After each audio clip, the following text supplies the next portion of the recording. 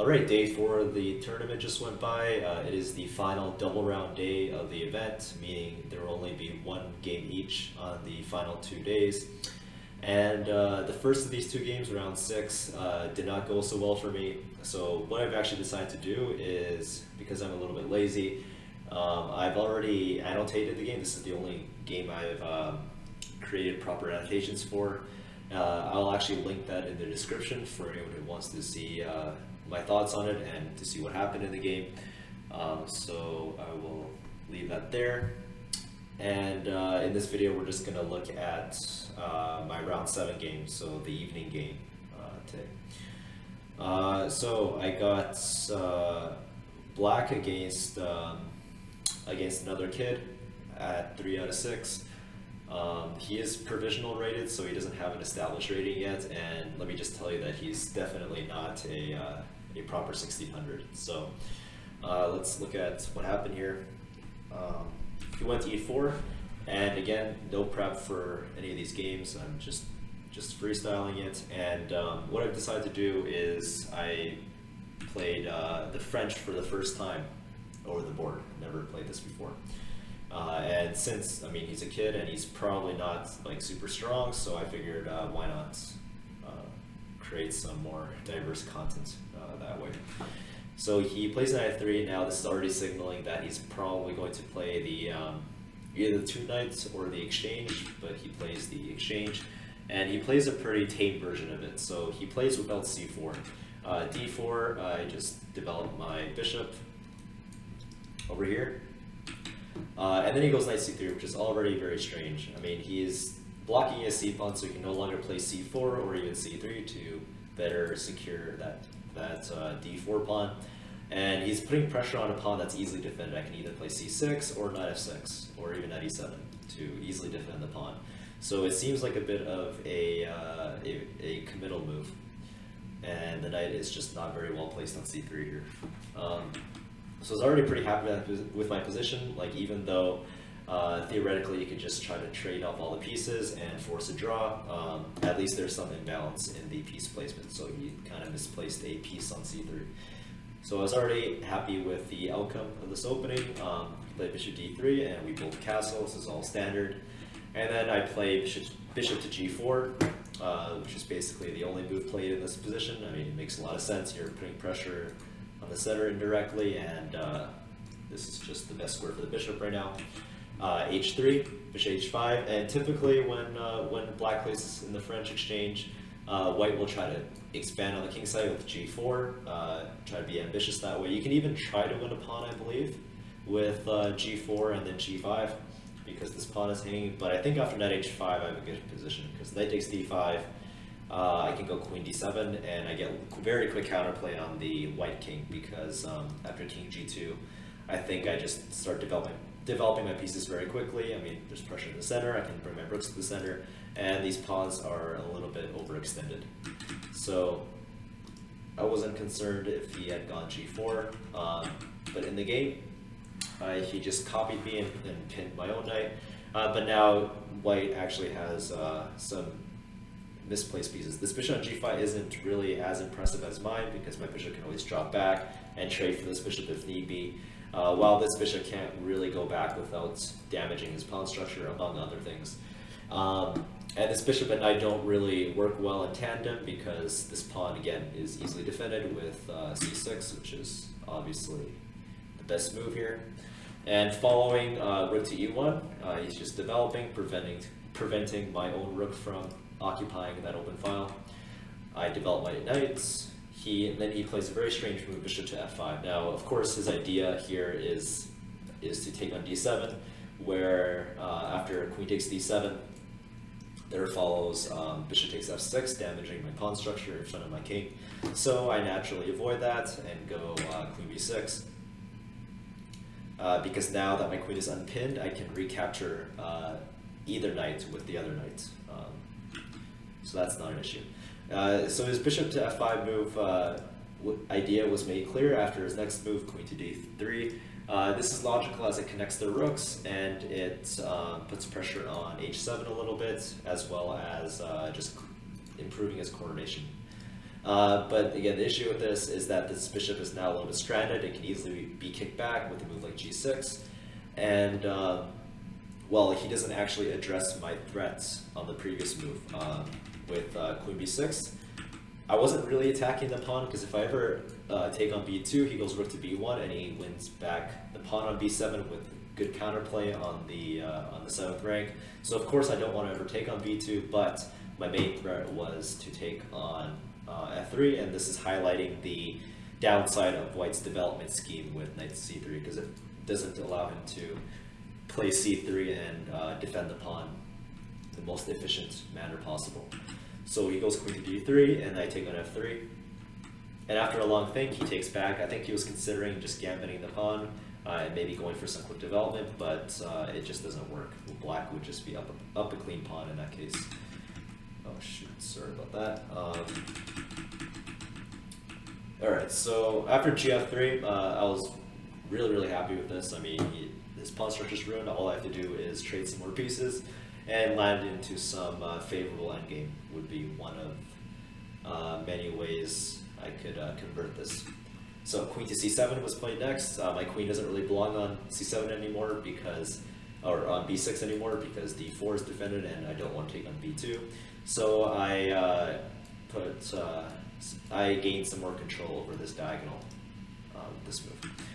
So he goes king to h1, and now I saw his plan was to maybe double up rooks on the g file and try to attack me, but this whole attack is all an illusion and it doesn't actually work in reality. So I go h6. Now this is my first actual mistake of the game, I feel.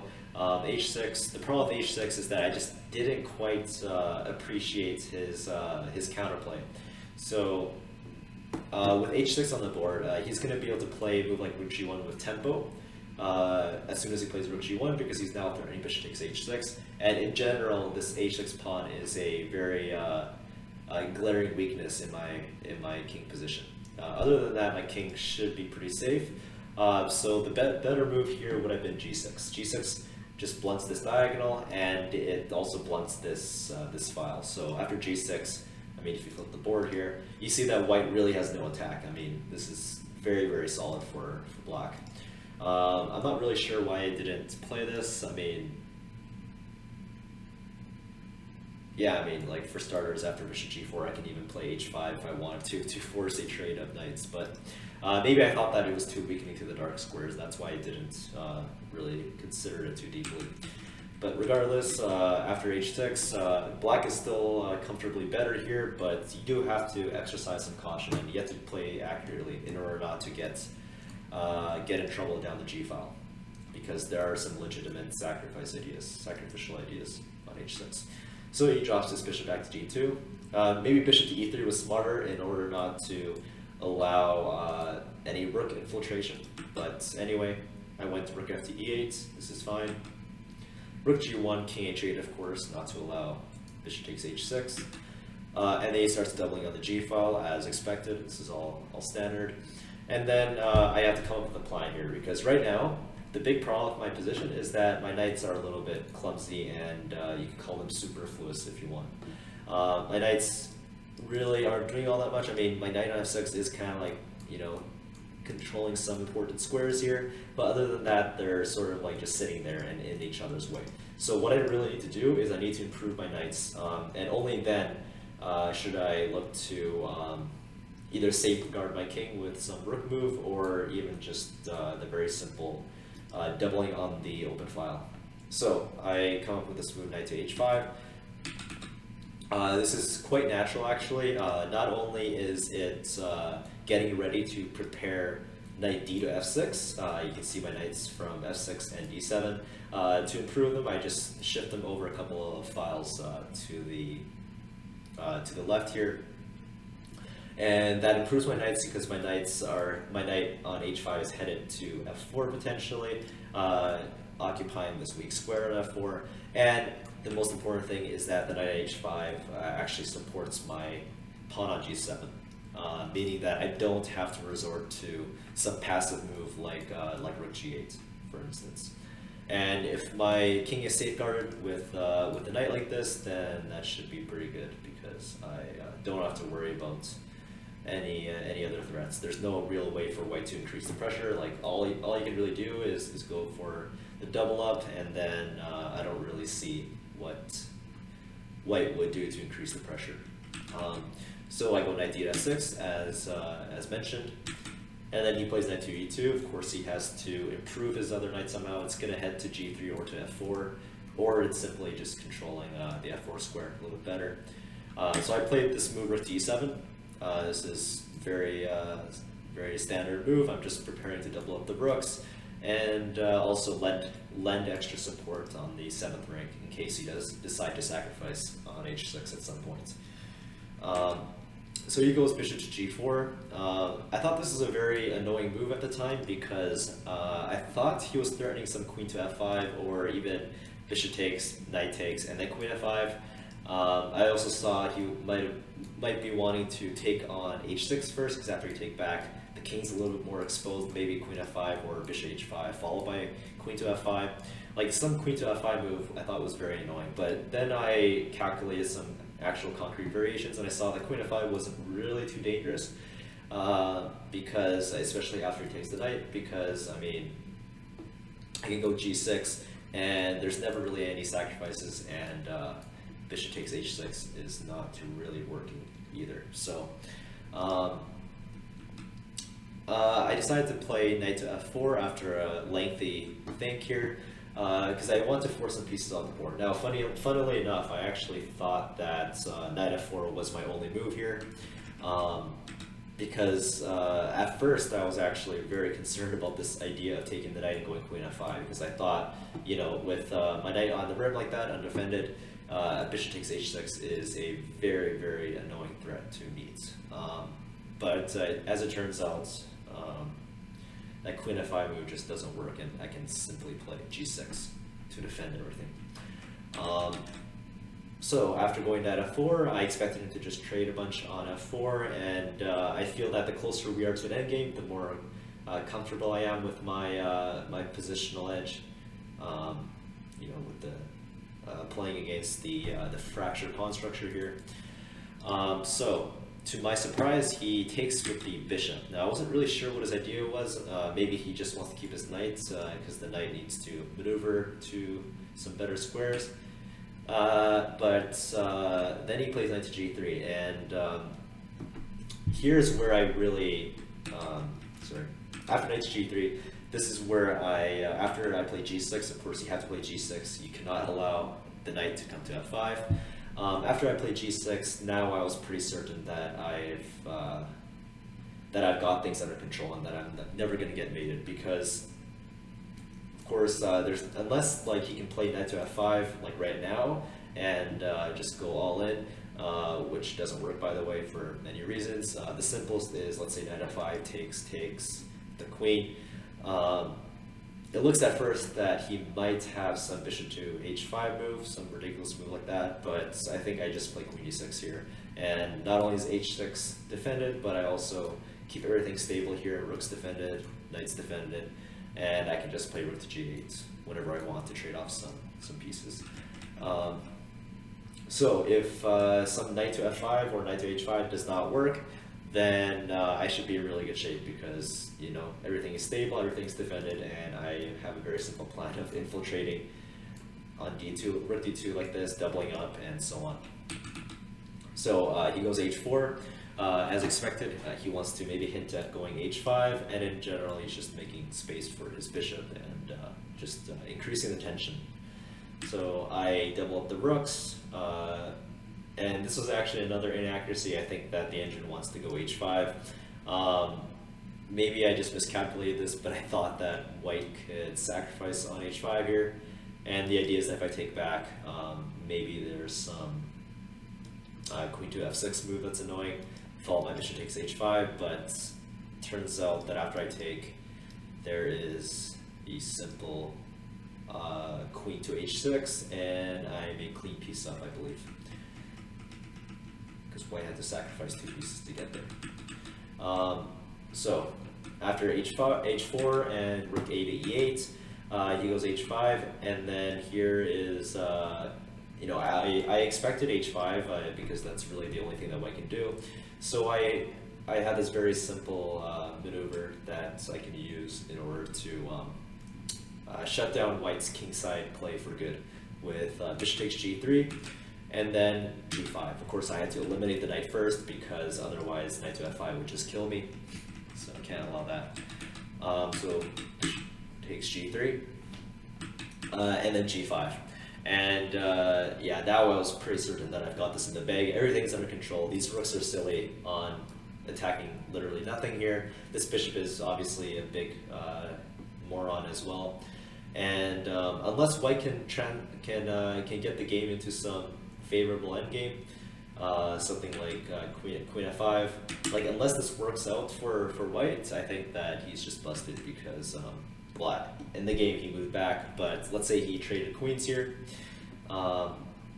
Everything's under control on everything is under control here in this endgame, and again these rooks are just way too passive. The rook has to move back, and then I have rook to e2, and I just win all these pawns, and once again this bishop is really silly here. After it goes queen a3, and now this made my job even easier because I have a firm grip on the f4 square, and as long as he never gets this pawn break f4 in, which he would really like to do even at the cost of a pawn, in order to free up the third rank to increase his defensive chances and also improve the scope of this bishop. I just keep everything locked and under control on f4 here. And now he has three pieces that are basically stuck in jail while his queen is out doing basically nothing. So he goes, he brings one of his rooks back to g2. I go rook d2. These are all just very standard moves, very natural moves. I double up my rooks after a long think here. I had to make sure that queen takes b7 there wouldn't be any counterplay, and after king g7, defending the pawn very calmly. This queen is offsides. I'm threatening rook takes f2, and everything should just collapse sooner or later. So he defends his pawn. I go king g7 preemptively, so I can beat queen b7 with something like rook c2 or rook f2 without any cause for concern. He moves one of his rooks. He moves the rook back, and I take on c2 because why not? He takes on b7, and basically I waited until he went pawn grabbing on b7 first before taking on f2, because this leads to a forcing line here. So knight takes g4 is the I believe the only move that leads to forced mates, because after rook takes there's just queen f3 with check, and he takes with the pawn. I take on f2, and now everything's exposed. There's no defense against either takes, and rook to c1 check, or even simpler would probably be rook to f3 threatening some mate on h3. So yeah, so funny thing about this game is that I thought for a good portion of the game that my opponent was completely fine and that I was actually in danger of getting mated, but as it turns out, like I played just very natural defensive moves, and everything worked out well for me, and that I was never worse this game. I was actually better all game from start to finish. But it didn't really seem that way because I'm not, you know, I was kind of taken aback that he would attack me so directly like this on the G file. Other than that, I don't have too much else to say. I mean, it's a solid game against an underrated guy.